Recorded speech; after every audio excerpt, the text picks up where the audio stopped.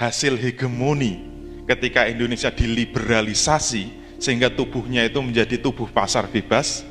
Indonesia benar-benar menjadi negara yang sangat liberal. Hasilnya bisa kita lihat. Ini data tahun 2013. Dari penguasaan minyak bumi Indonesia, itu Pertamina sekarang tinggal 14,6%. Sisanya dikuasai asing, berarti berapa? Sekitar 86% dikuasai asing. Kenapa perubahan itu tiba-tiba drastis? Ini tonggaknya ketika diundangkan Undang-Undang Migas nomor 22 tahun 2001. Itu merubah seluruh Undang-Undang Migas sebelumnya. Kalau Undang-Undang Migas sebelumnya justru pengelolaan migas Indonesia dari hulu sampai ke hilir itu diserahkan pada Pertamina.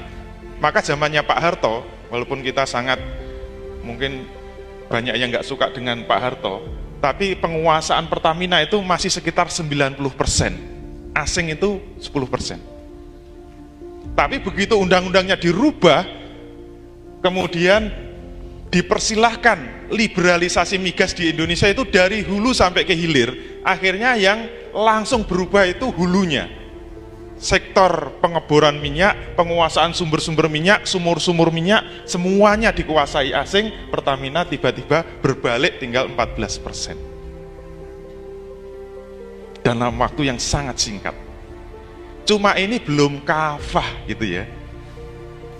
Pelaksanaan undang-undang, ini amanat undang-undang loh. Nomor 22 tahun 2001 belum kafah karena ini baru sektor hulu. Hilirnya masih dikuasai Pertamina. Pertamina itu mungkin masih menguasai 95% pemasaran minyak Indonesia di Indonesia.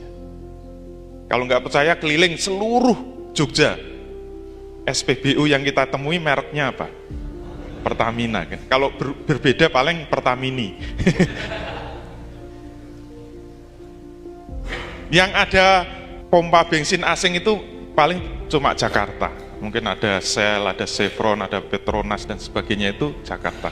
Kenapa mereka tidak bisa masuk ke Jogja? Kenapa tidak bisa masuk ke Solo, ke Semarang? Ke seluruh Indonesia nggak masuk. Padahal yang daftar berapa? 800.000, itu data tahun 2007. Yang sudah mendaftar untuk buka pompa bensin di Indonesia 800.000. Tidak juga bisa buka. Kenapa? Karena Pertamina masih bisa menjual bensin di bawah harga pasar. 6.500 itu di bawah harga pasar internasional. Bagaimana agar SPBU asing itu bisa menguasai Indonesia sehingga paling tidak proporsinya ya kayak ginilah. Pertamina tinggal 10%, asing 90%. Caranya bagaimana? Pertamina tidak boleh menjual dengan harga di bawah harga internasional.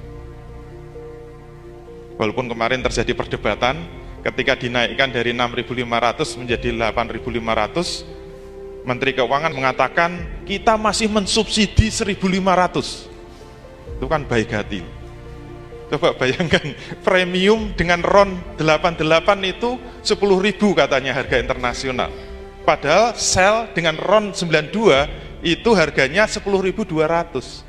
Masa premium sama Pertamax harganya sama? Cuma selisih 200, yang bener aja. Tapi kalau kita kembali kepada ahlinya, menurut orang Pertamina sebenarnya harga internasional premium itu 8.600. Kalaupun subsidi 100 rupiah. Sebenarnya pencabutan subsidi sudah 100%. Kita tinggal nunggu berkahnya, yaitu apa? Pembukaan pompa-pompa bensin di Indonesia. Insya Allah akan menjamur di mana-mana. Dan itu jangan khawatir, jangan marah dulu, menyerap tenaga kerja. Itu penguasaan minyak bumi. Nah, kalau minyak bumi plus tambang di Indonesia wajahnya kayak apa kita lihat. Walaupun gambarnya kecil, saya harapkan bisa mencari kalau ada bendera Indonesia kira-kira di mana. Coba cari mana ada bendera Indonesia. Hampir semuanya adalah bendera, yang paling dominan bendera Amerika. Saudara kita ada lumayan, ini Malaysia. Yang lain Inggris, Prancis, dan sebagainya. Itulah hasil dari liberalisasi yang dilakukan di Indonesia.